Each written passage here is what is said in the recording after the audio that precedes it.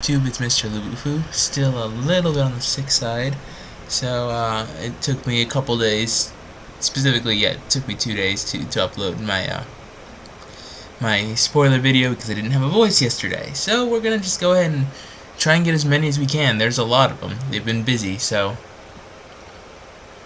okay. So first off, we have the reprint of Pithing Needle.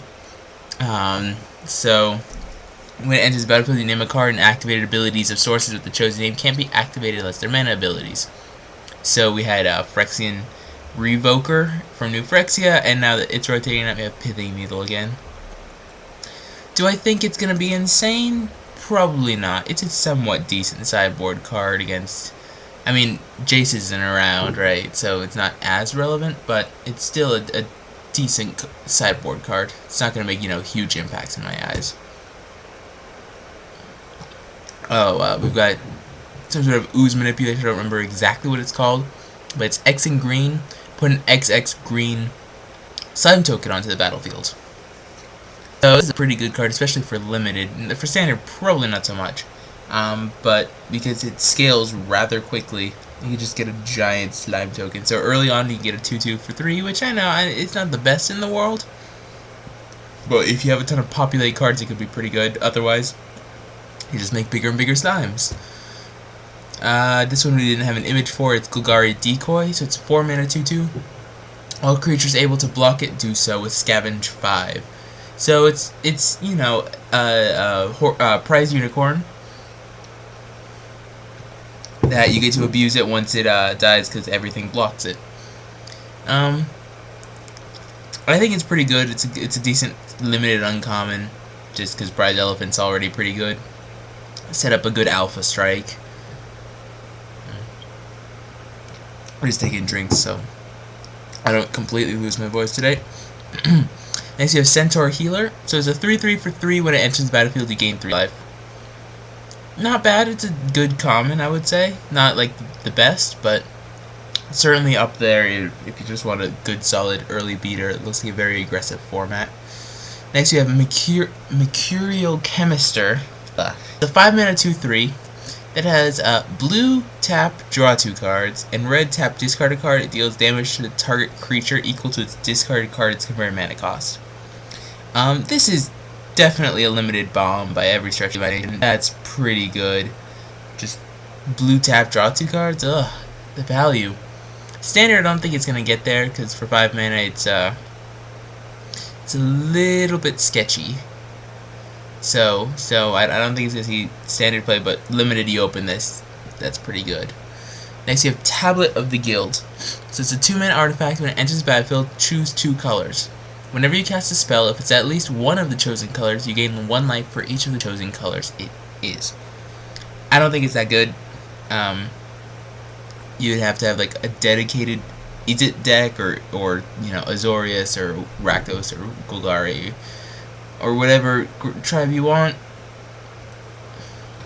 to make this insane or even too good.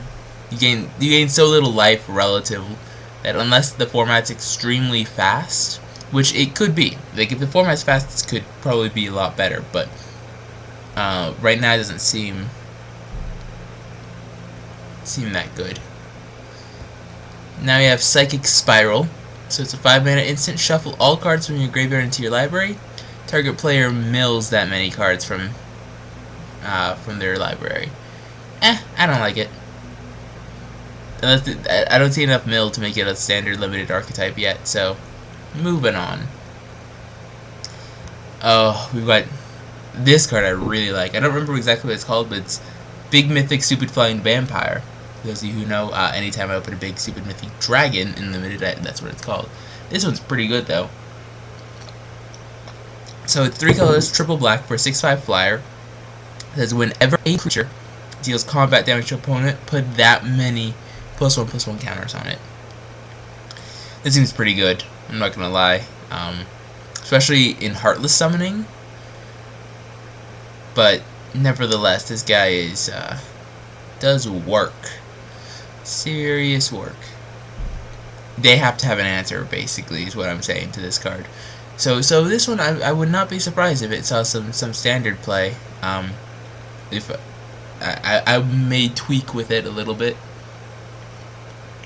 because it's honestly that good. Ultimate price. So it's a black, colorless, uncommon, destroy target monocolored creature.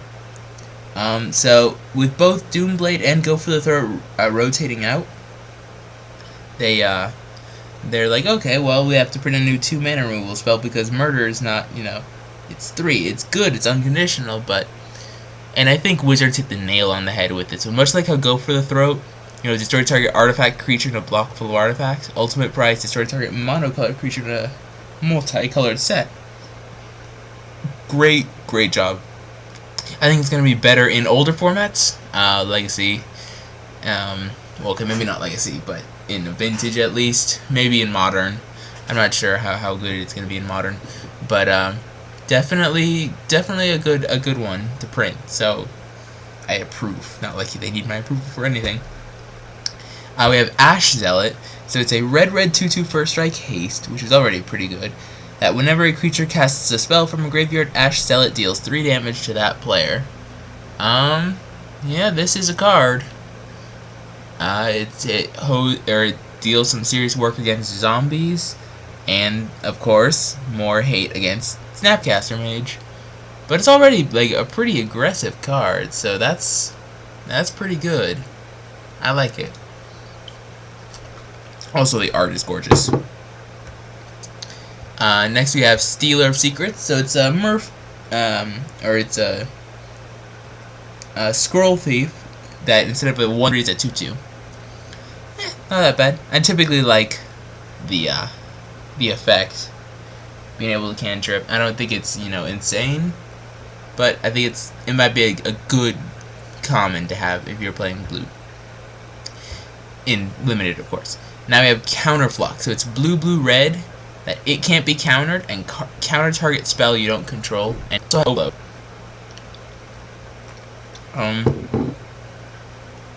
Well, this would be better if like Replicate or Stormer in the set, but a 3-mana, 3-mana counter spell is a 3-mana counter spell. You're paying red to make sure it just can't be countered, which could be good, could be bad. I'm not sure. I really don't. I'm just gonna move on. There's so many good spells that they printed that can't be countered by spells or abilities that make it rough. Plus Cavern of Souls. Next we have, I'm not sure if I talked about this, but if I didn't, I have to, or if I did, I don't care. I'm gonna talk about it again. Detention Sphere. So O-Ring and Maelstrom Pulse went and had a little bit of a fun time, and out came Detention Sphere. It's colorless white-blue. When it enters the battlefield, you may exile target non-land permanent not named Detention Sphere, and all other permanents with the same name as that permanent. When it leaves the battlefield, return the exiled cards to the battlefield under their owner's control. So already you can sort of see a blue-white deck forming between Detention Sphere, O-Ring. Is this the blue-white one? Yay! I'm good at this game. Okay. But it seems like blue-white control. I mean, it's already pretty weak. There are no like insane counter spells, but they have a ton of 1-for-1s with Detention Sphere and O-Ring, and Detention Sphere could be more than just an O-Ring. The only bad thing I can actually say about this is it dies to abrupt decay. But I mean, if that's what you got to get picky about, that seems pretty good. And lastly, we have Sphinx's Revelation. So it's blue-white X. Gain X life, draw X cards. Simple, classy, limited bomb.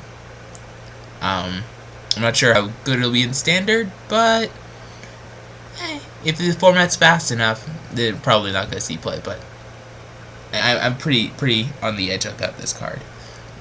Anyway, thank you guys for watching. Rate, comment, subscribe, and let me know what you guys think.